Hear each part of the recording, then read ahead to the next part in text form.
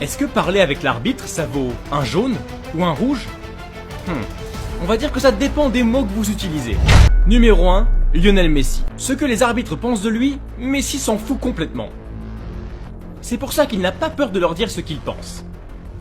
Mais un jour, un arbitre lui a répondu sèchement. Léo, calme-toi.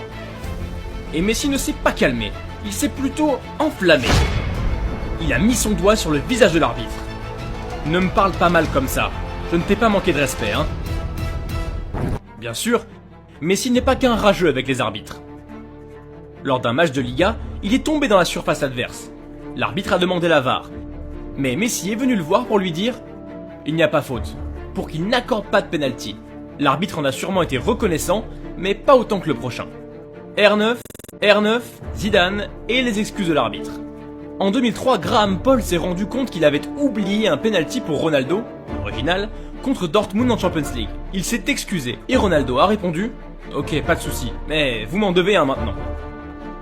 J'ai déjà fait une erreur, si je vous donne un penalty que vous ne méritez pas, ça fera 2 erreurs. » Zidane, qui était à côté, a lâché dans un grand sourire « Très bonne réponse, monsieur l'arbitre. » Paul a demandé son maillot à Zizou après le match. Et il l'a eu. Numéro 3, Cristiano Ronaldo. CR7 a poussé un arbitre une fois, un vrai craquage. It's not easy situation. Mais il n'a pas toujours été en clash avec les arbitres.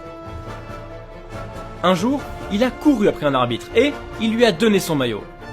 Vous avez très bien arbitré, je vais vous donner ça. Un geste de très grande classe.